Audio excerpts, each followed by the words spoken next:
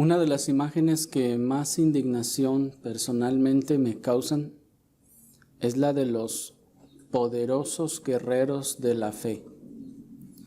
Y ahorita van a ver por qué hago estas comillas. Esas imágenes de corpulentos legionarios romanos o de musculosos caballeros cruzados con grandes espadas en la mano y abajo o arriba o en medio una leyenda que versa guerreros del Dios vivo. O a veces dice valiente guerrero de Jehová. O soy una guerrera de la luz. Y un montón de frases semejantes. Y la razón de este desagrado es porque no solo este concepto no existe en la Biblia, sino que además es totalmente contrario a la enseñanza de las Escrituras. No existe en la Biblia ese concepto del guerrero fuerte y poderoso que sea el cristiano. No, hermanos, el cristiano en ninguna parte de la Escritura es mostrado o manifestado como un fuerte y poderoso guerrero. En ninguna parte. Lo que tal vez un poco más se podría acercar a esa cosa o ese pensamiento es el versículo cuando Pablo le dice a Timoteo que somos soldados. Y se lo dice para decirle, tú como fiel soldado, sufre. Qué cosa tan sorprendente. Tú como fiel soldado de Jesucristo sufre penalidades. Y la segunda vez que se menciona en todo el Nuevo Testamento es para decir que ninguno que milita como soldado se enreda en los negocios de la vida. Para decirnos que debemos pues apartarnos de las cosas de este mundo. El testimonio de la Escritura, hermanos, nos deja claro que nosotros más bien somos débiles y torpes ovejas que se dispersan a la primera amenaza, como nos enseña Mateo capítulo 26, versículo 31. La Escritura nos dice que nosotros somos desnutridos pámpanos que no tienen la más mínima capacidad de producir fruto sin la vid que es Cristo, como nos enseña Juan capítulo 15, versículo 5. Así que la imagen esa del guerrero poderoso con una espada inmensa en la mano, hermanos, es una falacia llena de orgullo, de altanería, vanagloria y mentira. Porque si se tratara de guerreros, ¿quién creen ustedes que tendrían que ser considerados como los gigantes de la fe? ¿Los padres de la iglesia o nosotros? ¿O quién? En todo caso, hermanos, ¿no serían los apóstoles quienes superarían por mucho a todo el resto de la cristiandad? Si alguien podríamos tal vez pintar como un fuerte guerrero, ¿no sería el apóstol Pablo, el apóstol Pedro, alguno de esos apóstoles? Veamos pues cómo estos grandes guerreros, entre comillas, están o se manifiestan en acción en medio de la tempestad. Acompáñenme a Marcos capítulo 4, versículo 35 al 41. Marcos capítulo 4, versículo 35 al 41. Dice así la palabra del Señor.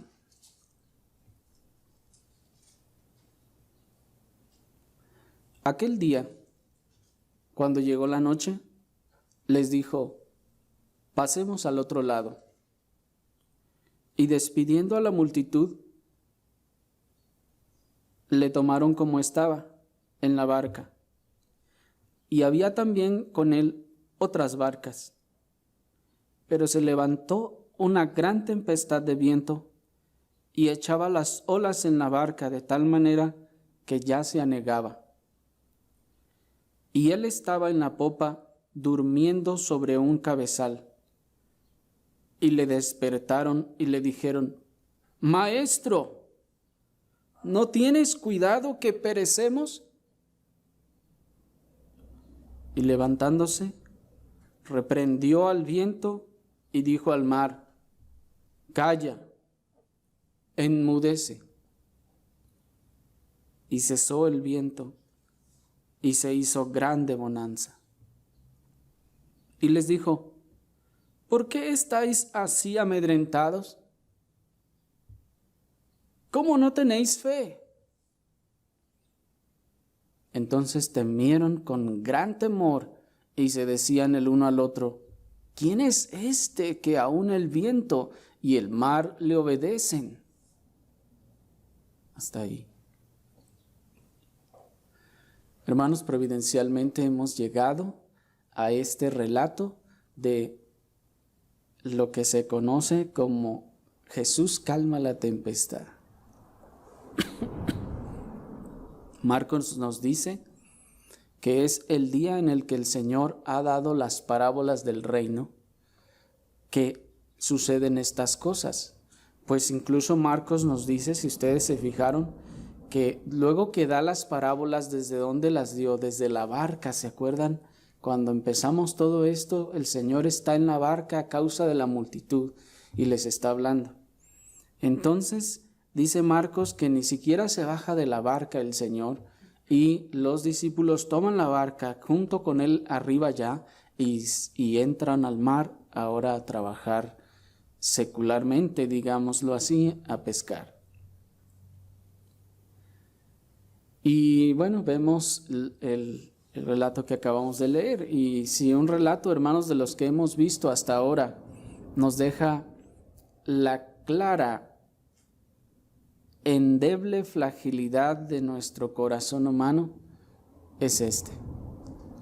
De todos los relatos que hemos leído hasta ahora, hermanos, en esta sucesión que llevamos de los evangelios, si un relato nos deja claramente demostrado, hermanos, lo endeble, lo frágil, lo enclenque que es nuestro corazón, es este.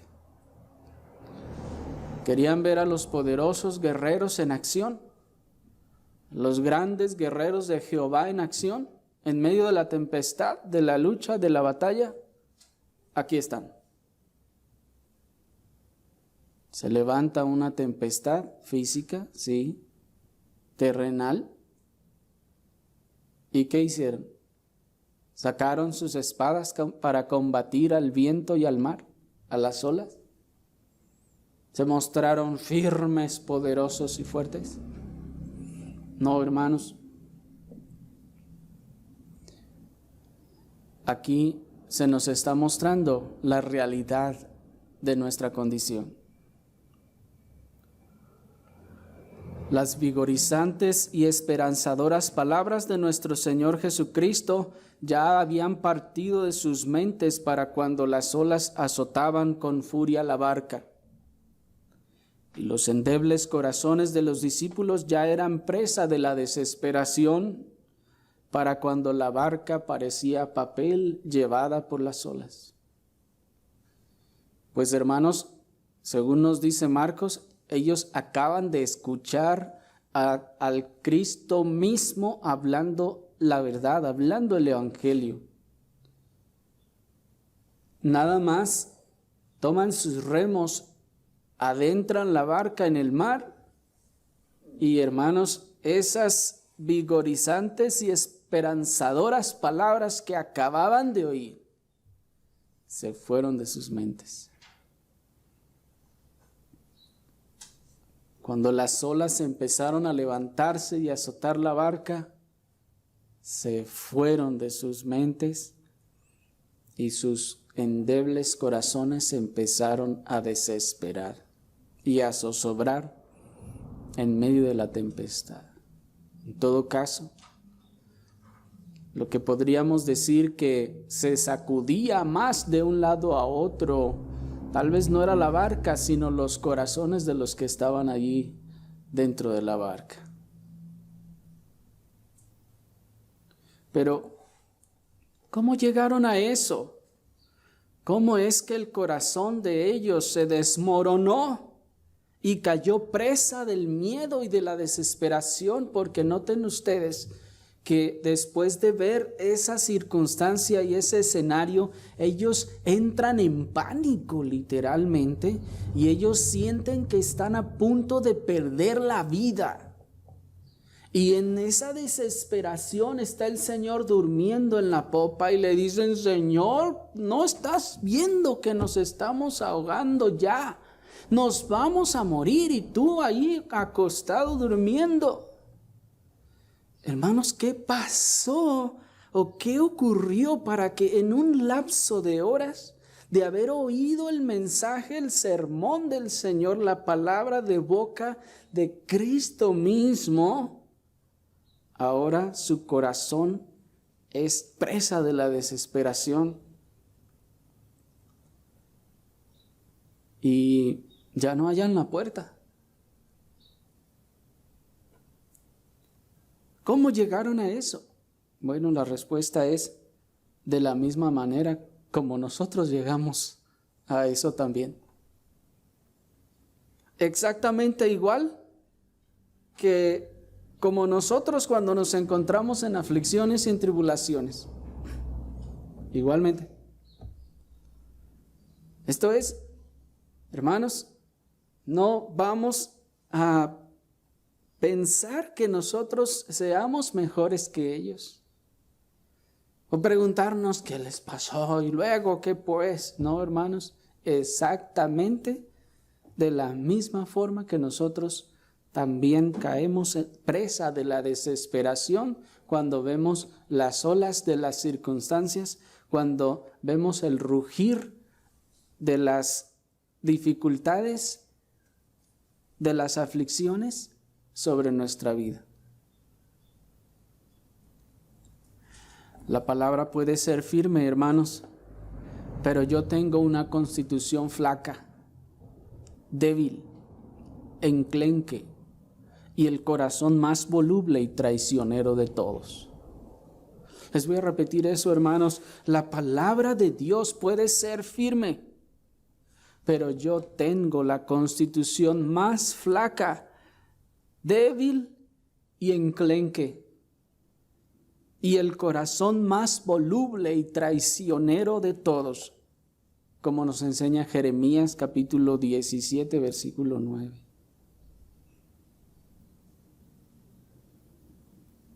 Sí, oímos la palabra, nuestro corazón se fortalece, cobramos fuerza, cobramos ánimo, pero hermanos,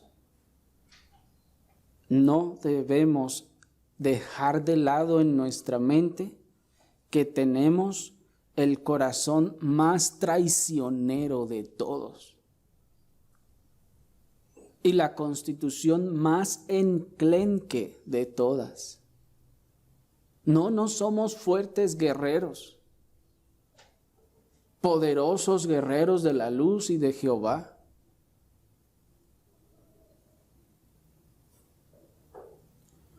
La tempestad se levanta, dice el verso 37. ¿Se fijan cómo dice? Qué interesante es la manera en que nos lo dice Marcos. Miren, pero se levantó gran tempestad. ¿Por qué no dice hubo gran tempestad? No, dice se levantó. Y esa palabra levantó, hermanos, ya nos está diciendo el proceso en el que una cosa está en el suelo y luego comienza a elevarse hasta que llega a un nivel alto. Es decir, no es que de repente ¡zas!, empezaron a caer los rayos y la lluvia y el viento, no. Empezó poco a poco a soplar el viento, empezó poco a poco a agitarse la mar hasta llegar a donde llegaron. La tempestad se levanta, hermanos, sopla con fuerza, grita y ruge para alcanzar su objetivo. ¿Cuál es su objetivo de la tempestad? ¿Por qué la tempestad empieza a soplar, a gritar y a rugir para alcanzar un objetivo? ¿Cuál es su objetivo? Mi enclenque corazón.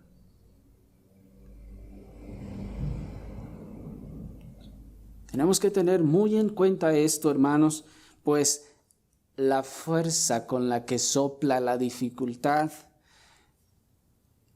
el volumen con el que nos grita los problemas y las dificultades y la forma en la que ruge las circunstancias, lo hacen con el único objetivo de alcanzar estos débiles corazones, de hacerlos temblar, de amedrentarlos, de intimidarlos, para entonces atarlos y hacerlos su presa.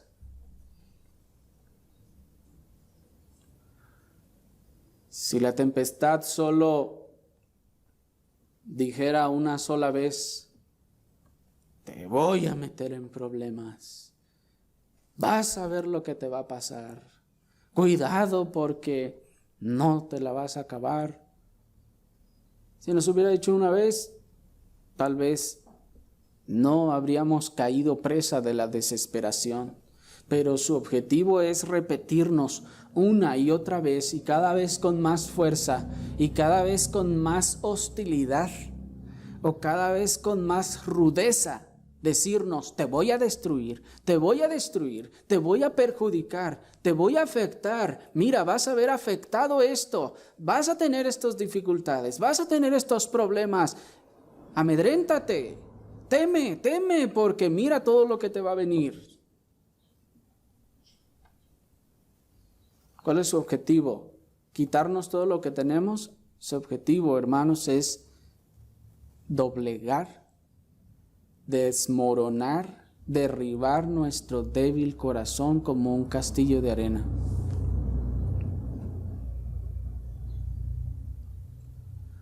Y cuando sus gritos han comenzado a acelerar mi ritmo cardíaco, no se queda allí.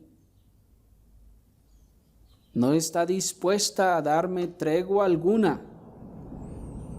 Sabe que si me deja descansar un poco, la luz de la gracia de Dios brillará sobre mí, sobre mi frágil corazón, y lo fortalecerá, y entonces habrá perdido la batalla.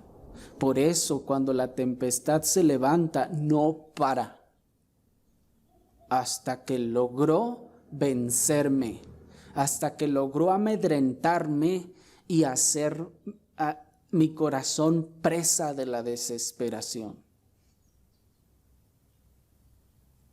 Porque sabe que si me da tregua, que si me deja descansar, la gracia de Dios puede iluminar el corazón y podré tal vez volver a mi cordura.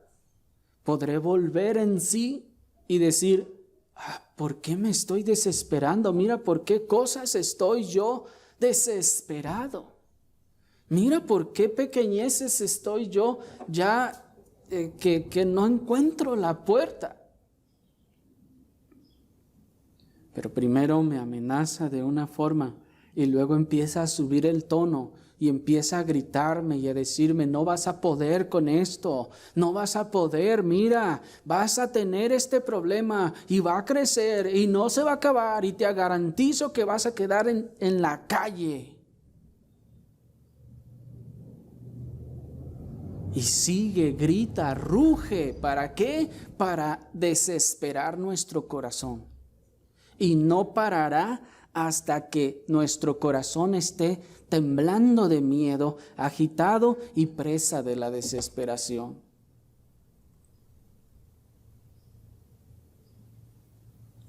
Así que continuará gritando, continuará rugiendo con amenazas que nunca sería capaz de cumplir si el control soberano de Dios no se lo permitiera. Tengan en cuenta esto, hermanos, y es muy importante, es muy interesante. La tempestad ruge y se levanta y ladra como perro bravo con fuerza, pretendiendo y amenazando con cosas que no tiene la capacidad de cumplir si Dios no se lo permitiera. ¿Me explico? El gigante desesperación, diría John Bunyan, viene y grita y ruge y amenaza y nos dice, te voy a matar. Pero, ¿acaso posee la fuerza, la autoridad, la posibilidad de matarme sin que Dios se lo permita? ¿Acaso está sobre Dios para tomar la decisión de hacer conmigo lo que le plazca?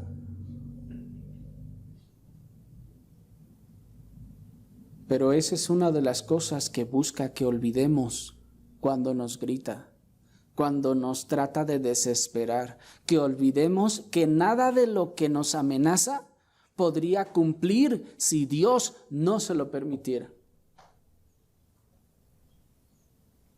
¿Me explico? Te vamos a meter a la cárcel, allá mira lo que vas a sufrir, vas a hacer esto, vas a sufrir esto otro.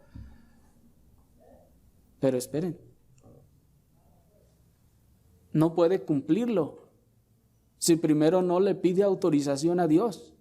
Y Dios le dice, está bien, hazlo, o no lo hagas. Donde en todo caso, en última instancia, quien estuviese obrando esto habría sido en la voluntad de Dios. ¿Me están siguiendo?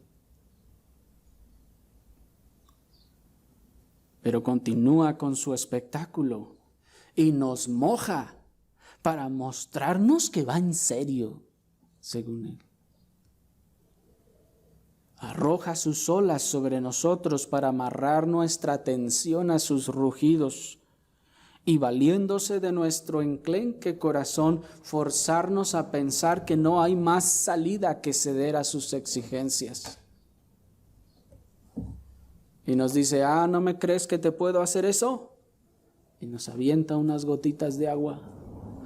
Porque notaron ustedes que Mateo nos dice que y Lucas también nos hace una referencia de que las olas se levantaban a tal grado que la barca ya se anegaba. O sea, las olas eran inmensas, hermanos. Yo sé que a muchos de ustedes les gusta la playa, pero yo no creo que a ninguno de ustedes les guste el mar. Les gusta la playa, estar ahí en la playa y ver las olitas cómo llegan y se regresan. Pero el mar, hermanos, estar en el mar. Yo no sé si alguno de ustedes han estado en el mar. Yo creo que es una de las experiencias más terribles que hay. Es decir, en el mar embravecido con olas y en la desesperación de estar en una especie de desierto donde no se ve, por todas partes a donde volteen no se ve tierra firme, ni forma de cómo salvarse. Y repito, nosotros vemos las paredes y la costumbre de siempre haberlas visto y saber que ahí están, que nunca se van a mover, pues nos dan confianza. Pero cuando vemos levantarse una ola, hermanos, de ese tamaño, hermanos, el corazón no puede soportar eso. Se amedrenta, se atemoriza. Y la tormenta, el problema, la dificultad, la circunstancia, a veces sí llega a mojarnos, a echarnos agua, como para decirnos, para que veas que esto va en serio.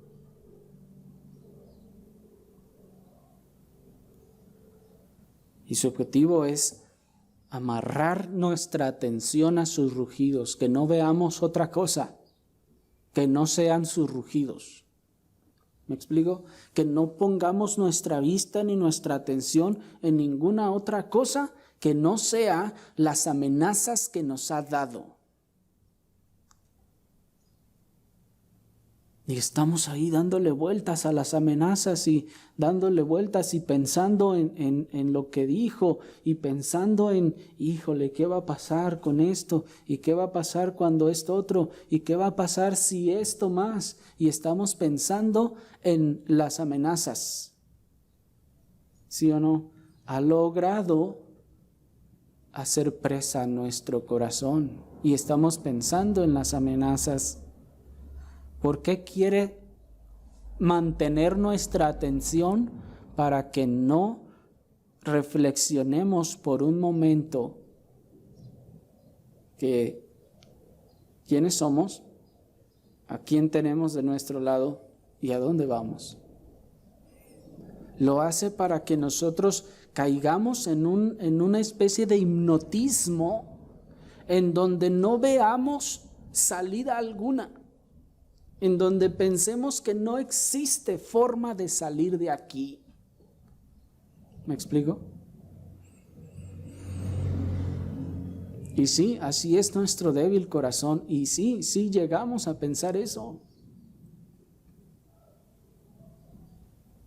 Que no hay salida, que esto no tiene remedio, que no vamos a salir de aquí hasta que cedamos a sus exigencias. ¿Cuáles son sus exigencias? Que pequemos contra Dios por lo general.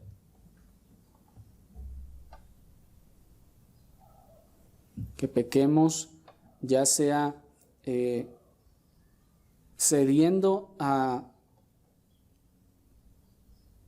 hacer las cosas de manera inapropiada, a desobedecer la ley de Dios, a darle una mordida al tránsito, a darle una mordida a las autoridades, etcétera.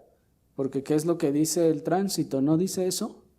Mira, te va a salir más caro si vas para allá a pagarlo tú. ¿Sí o no dice eso? Es lo mismo que está haciendo aquí la tempestad. Está rugiendo, está levantando la voz y está lanzando amenazas. ¿Para qué? Para centrar mi atención en que no tengo otra salida y no puedo hacer más que ceder a sus pretensiones. Y decir, está bien, pues ya. ¿Me explico? Y nuestro corazón débil, enclenque, cede.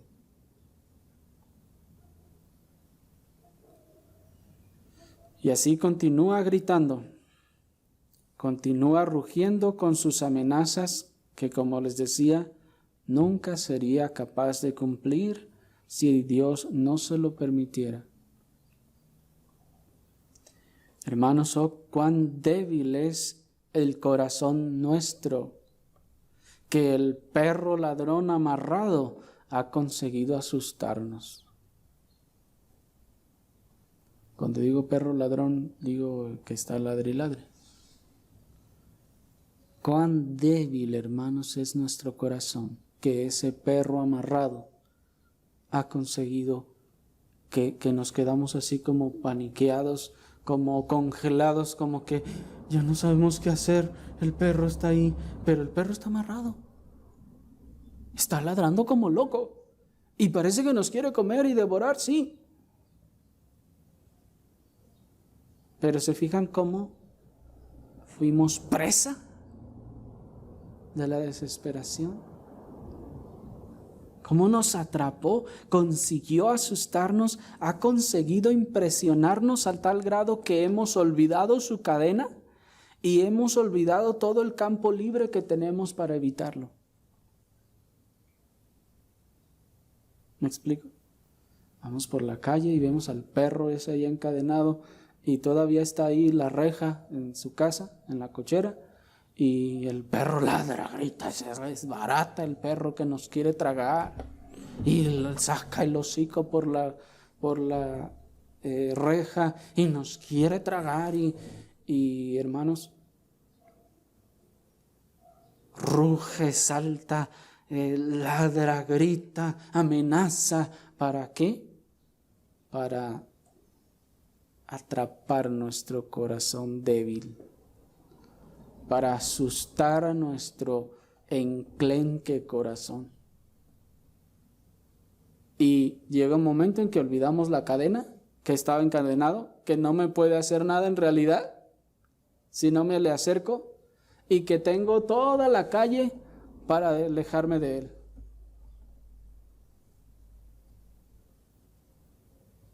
¿Me explico?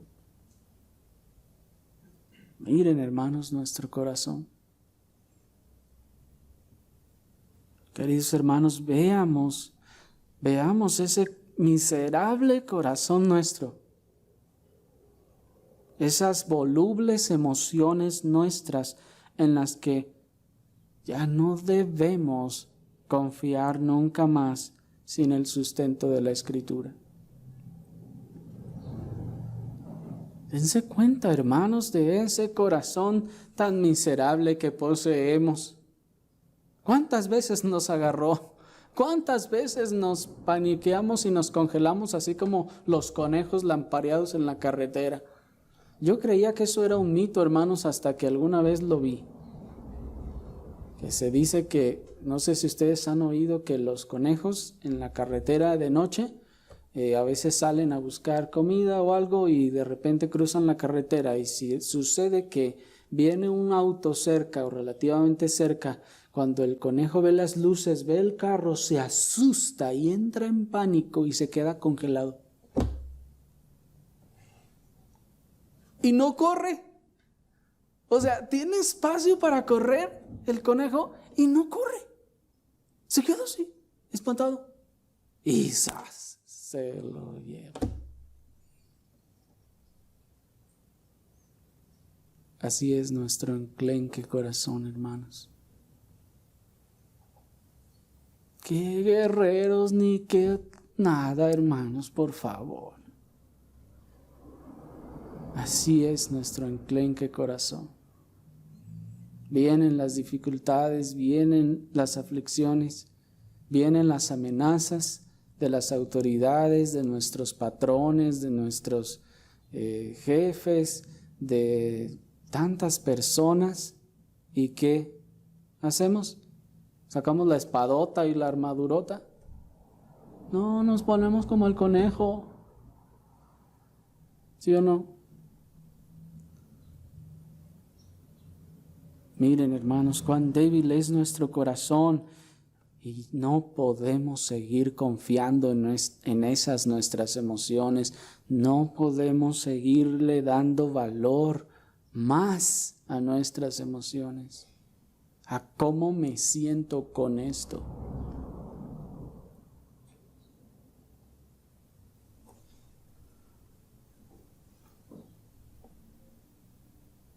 ¿Cuántas veces no somos enceguecidos por los relámpagos de la tormenta? ¿Cuántas veces quedamos aterrorizados y congelados como el conejo por el estruendo de los truenos de la tempestad y las amenazas de los que consideramos superiores a nosotros o más fuertes que nosotros?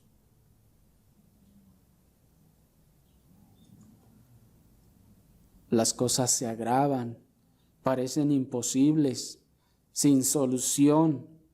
No parece haber escape alguno y colapsa nuestro corazón. Nuestras emociones nos llevan al fondo. Nuestro corazón ha sido presa de las circunstancias. Nuestro enclenque corazón ha sido atrapado por el problema. El rugido de la dificultad nos ha ensordecido y nos ha cegado para que no veamos a Cristo y para que se nos olvide que somos peregrinos y extranjeros en esta tierra y para que se nos olvide la esperanza que tenemos en la eternidad. Y para que nos enfoquemos y nos centremos en conservar nuestra vida, nuestros bienes, nuestros privilegios, nuestras comodidades.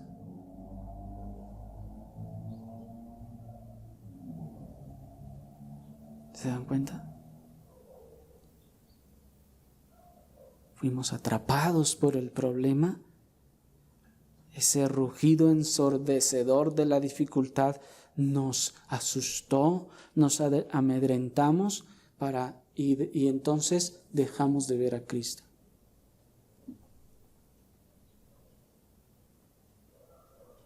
Dejamos de ver a Cristo y olvidamos que no somos de aquí, que este no es nuestro hogar, que aquí vamos de pasada y de que no importa si nos matan, nos hacen un favor al final.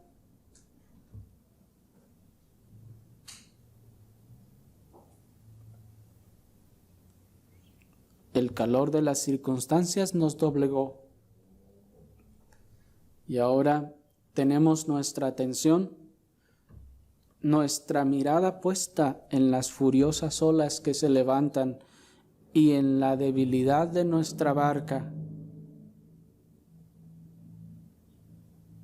Noten ese otro efecto que logra el rugido de la tempestad.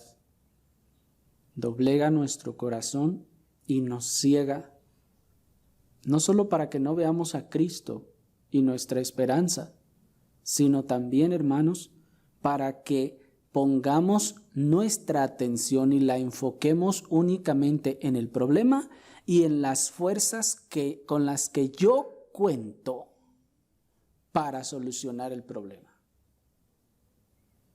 ¿Se fijan? Y ahí, hermanos, derribé y tiré toda mi confianza y todo lo que yo pensaba y pretendía que tenía esperanza y confianza en Dios.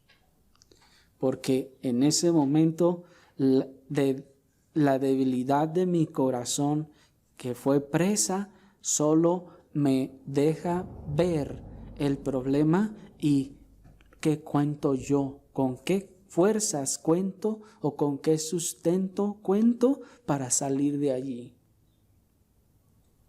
Logró hacernos olvidar quién está con nosotros en nuestra misma barca para que empecemos a confiar únicamente en las fuerzas con las que yo cuento.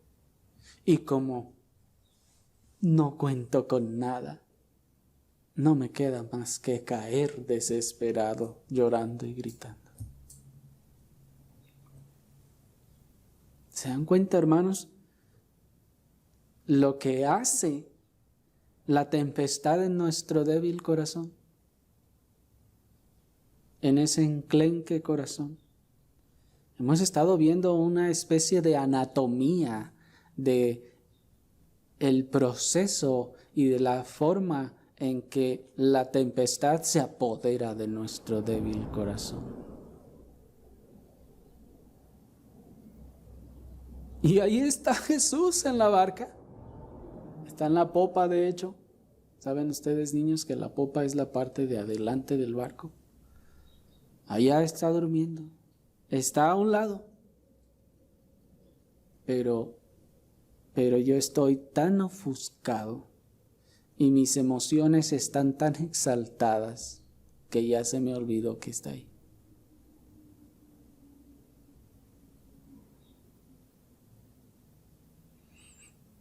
Cristo, el Señor, como lo prometió, siempre estuvo con los discípulos en todo momento, hermanos, mientras todo eso sucedía.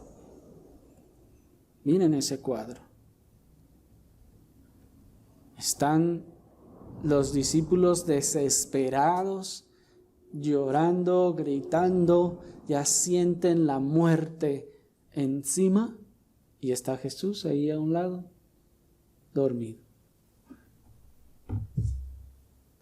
¿Se fijan lo que puede lograr la tempestad cuando se alía con este malvado y traicionero corazón?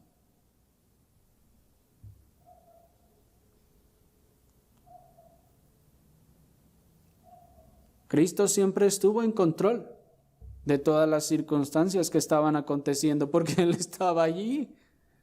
¿Y qué hacía? Él dormía. Y dormía y parecía de alguna forma para ellos estar ausente. ¿Se dan cuenta? En esa desesperación, Él estaba allí. Y estaban allá corriendo, jalando, tal vez enrollando las velas, acomodando aquí, sacando agua, y dijeron, y mira al Señor ahí dormido, que se levante y que se agarre un bote. ¿Me explico? Pero Jesús, aun que estaba ahí y parecía estar ausente a todo ese problema, Él estaba presente y en completo control de todo lo que estaba aconteciendo. Porque no los dejó. No se bajó de la barca y se fueron ellos y luego pasó. No, Él estaba allí con ellos.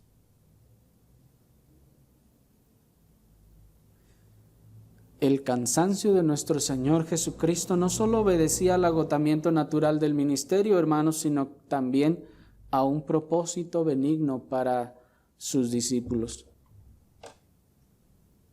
Sí, aunque alguno no pueda creerlo, hermanos, el trabajo en el ministerio es cansado. Cuando el predicador, cuando el pastor baja del púlpito, baja cansado. Y bueno, tal vez alguno dirá, pero pues ¿de qué? Bueno, hermanos, la verdad es que solamente cuando estamos aquí nos damos cuenta de qué y por qué. Pero vean al Señor. ¿Por qué se durmió? Y estaba profundamente dormido. El viento soplaba, las olas se levantaban y rugían. ¿Y el Señor qué hacía? Dormido. O sea, ni eso le despertó, lo que nos habla de que era un sueño profundo. Estaba cansado. Pero dejando de lado el cansancio, hermanos, Él tenía un propósito benigno para los discípulos. Al estar ahí dormido. Nuestro buen Señor conoce perfectamente el enclenque corazón nuestro y sabe lo que hay en él. Somos nosotros los que no lo sabemos. Y para mostrarnos lo que hay en él, a fin de que, viéndolo, clamemos a él por gracia y socorro, a veces tendrá que levantar tempestades. Ahí andamos pensando o presumiendo que tenemos fe, que tenemos confianza, que somos fuertes guerreros de Jehová y cuanta cosa. Y a veces el Señor nos dice, bueno, de hecho el Señor siempre nos dice en su palabra que eso no es así, pero a veces nosotros no vemos el orgullo que hay en nuestro corazón, o a veces no vemos que nos hemos mundanalizado, es decir, que hemos cedido tanto terreno a la mundanalidad, que hemos dado tanta concesión al mundo y al pecado y no lo queremos o no lo podemos reconocer, y el Señor tiene que levantar una tempestad en donde parece que estoy a punto de perderlo todo.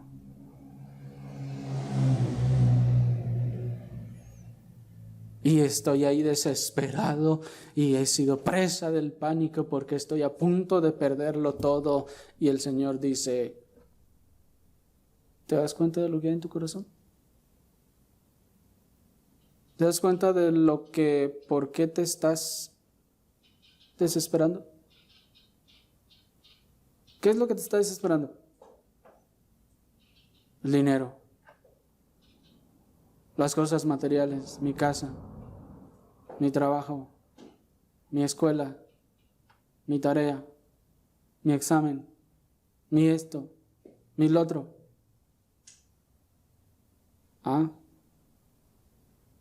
Y decías que no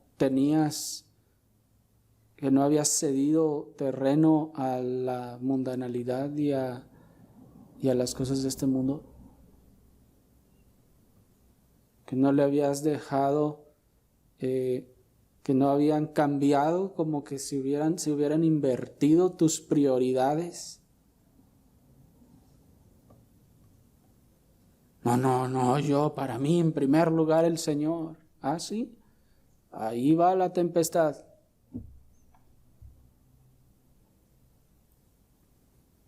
Viene, se levanta y el corazón de pollo o de conejo, ahí está todo paniqueado y ya no haya más respuesta ni solución.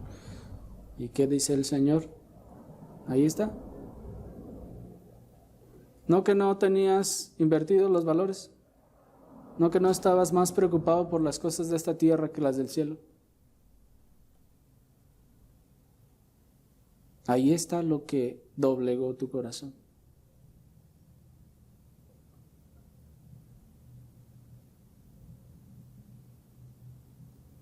Los discípulos del Señor, así como nosotros también, necesitaban mortificar su autoconfianza, por ejemplo, su apoyo en su propia fuerza y en los recursos que poseían, para empezar a confiar únicamente en Cristo el Señor. Porque ellos andaban enrollando las velas, andaban reacomodando esto, agarrando los botes, y sí, no significa que no hay que hacer nada de lo que es necesario, hermanos, para no zozobrar, pero tenían al Señor ahí a un lado.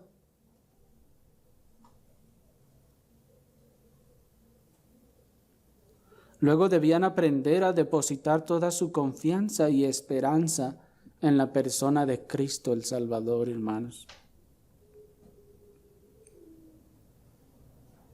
Porque a veces esas cosas, esas tempestades, esos problemas, esas aflicciones, esas dificultades nos muestran en dónde está puesta nuestra esperanza, en dónde está puesto nuestro corazón, en dónde hemos depositado nuestra bonanza, nuestro anhelo, y que muchas veces no está en Cristo, sino en otras cosas.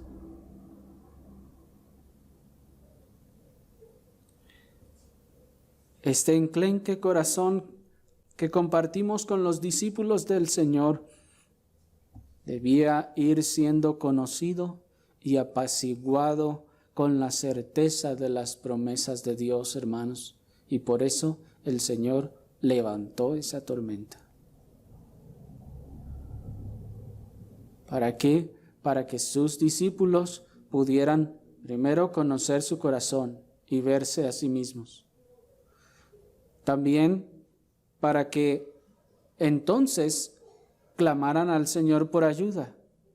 Y además que, hermanos, ellos pudieran aprender a apaciguar su corazón con la certeza de las promesas de Dios. Así como nos enseña el salmista inspirado allí en el Salmo capítulo 42, versículos 5 y 6. Si me acompañan, por favor, rápidamente, podemos ir al Salmo capítulo 42, versículos 5 y 6.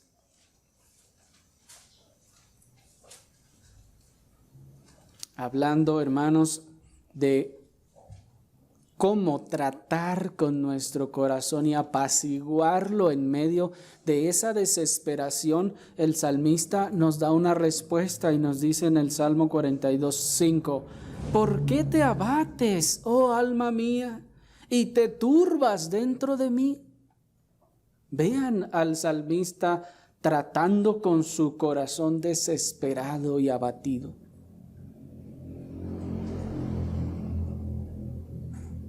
¿Por qué te abates, oh alma mía? ¿Por qué te turbas dentro de mí? Esa palabra turbar, hermanos, es cuando viene un miedo o una situación sorpresiva tan grande que nos causa miedo y sorpresa y quedamos así como el conejo.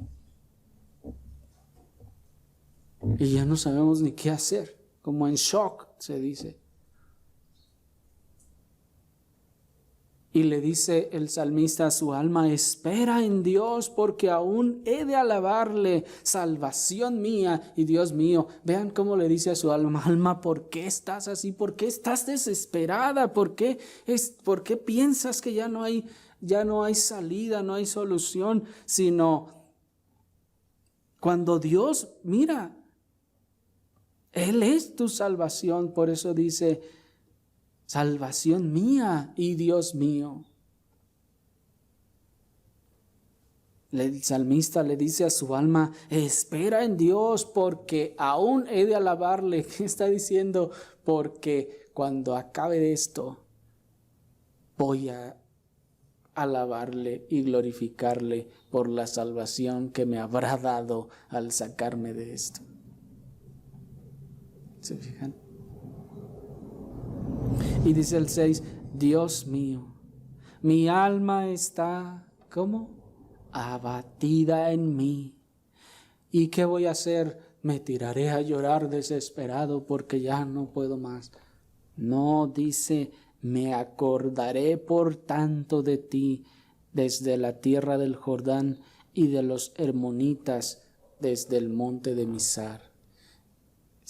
Los comentaristas consideran, hermanos, que cuando dice el salmista o habla de la tierra del Jordán y de los hermonitas y del monte de Mizar, lo más probable es que en la tierra del Jordán, en la tierra de los hermonitas y en el monte de Mizar, Dios hubiera enviado salvación y bendición en otras ocasiones también.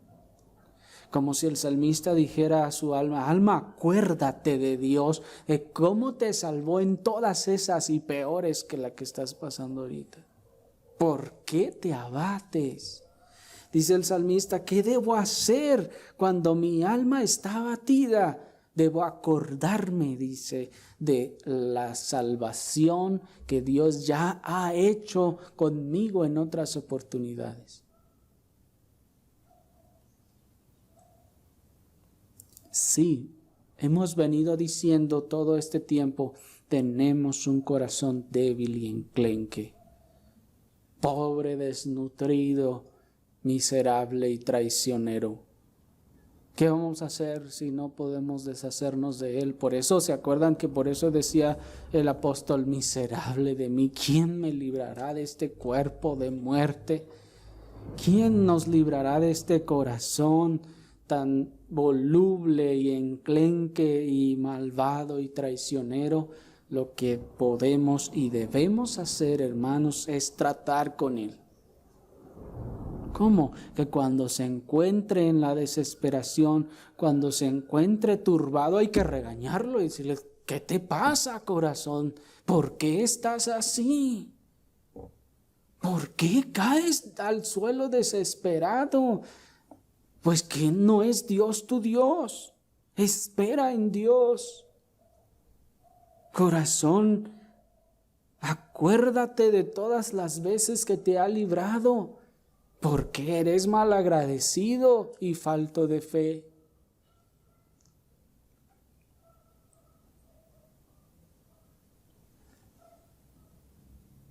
La gracia que nos es concedida para ver nuestro débil corazón no es solo para concientizarnos de nuestra condición, hermanos, y aborrecerla, sino que aún más es para que breguemos o tratemos con nuestro débil corazón, para que, dejando de turbarse y abatirse por la situación, vuelva en sí y ponga su confianza en Dios, recordando sus auxilios pasados.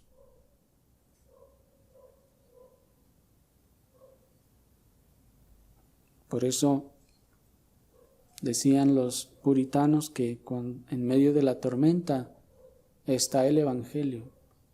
Debemos recordar, hermanos, no solo los auxilios pasados del Señor, sino esa obra poderosa de Cristo en la cruz. que reconforte nuestras almas, que nos recuerde quiénes somos y a dónde vamos, que estamos aquí de pasada y que tenemos una eternidad esperándonos con Cristo el Salvador. Y hermanos, como dice el himno, lo terrenal sin valor será a la luz del glorioso Señor. Por eso se llama ese himno, pon tus ojos en Cristo.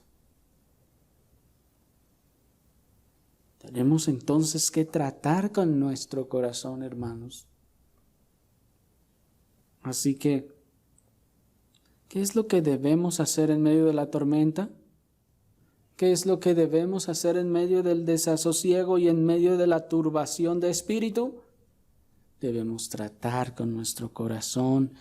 Debemos decirle por qué te abates, debemos exhortarlo a que espere en el Señor, debemos recordarle las promesas del Señor. El Señor dijo que Él estaría con nosotros, corazón malvado. El Señor dijo que Él nos guardaría en su misericordia, y si no nos guardara, tampoco nos doblegaremos ante esa estatua, ante ese ídolo. Exhortemos entonces a nuestro corazón, reprendámoslo si es necesario y hagámosle recordar las maravillas del Señor. Alterquemos con nuestro necio corazón antes que con el más, ese necio corazón que antes de estar nosotros altercando con el ser más bondadoso del universo. Es decir, en vez de estar altercando con Dios de por qué pasa esto, debemos de altercar con el corazón malvado, que se desesperó y que cayó presa de la desesperación y del pánico.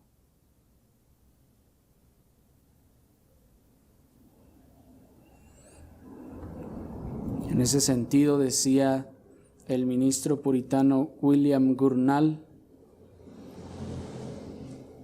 no creas que baste acallar tu corazón para que no alterque con Dios, sino que no debes cesar hasta que le hayas colocado donde repose dulcemente en él. Y añade, el santo David llegó hasta aquí. No solo reprendió a su alma por su desasosiego, sino que le encargó que confiara en Dios. Así, hermanos, nosotros pues no solo debemos acallar a nuestro corazón desesperado y vacilante, sino debemos seguir hablándole, tratando con él, exhortándole como a una persona que está como oída, como despavorida, decirle, hey, espérate, cálmate, entra en razón, corazón necio y malvado. Mira ese Señor todopoderoso que está brillando para nuestro bien y nuestra justicia. Y así, hermanos, el Señor sea glorificado.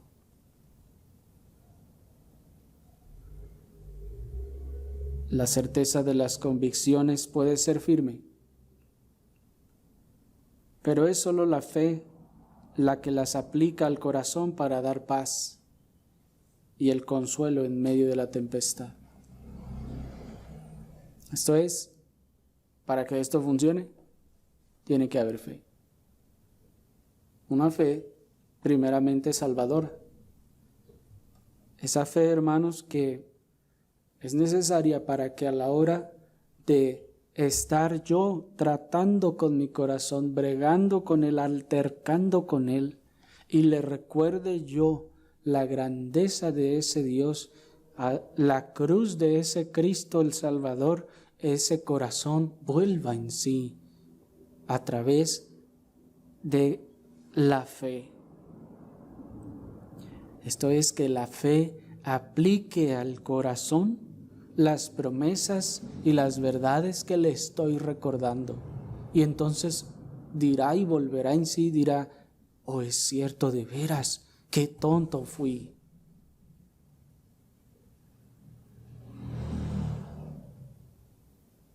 ¿Me explico? Y por ello dice también el salmista en el Salmo 56, versículo 3, el día que temo, yo en ti confío. Qué cosa tan impresionante, hermanos.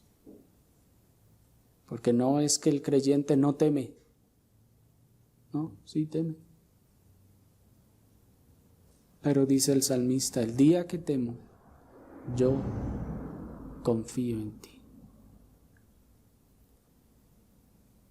Que el Señor nos conceda la gracia, hermanos, de aprender a identificar cuando este necio, débil y enclenque corazón es presa de la desesperación o está yendo a ser presa de la desesperación.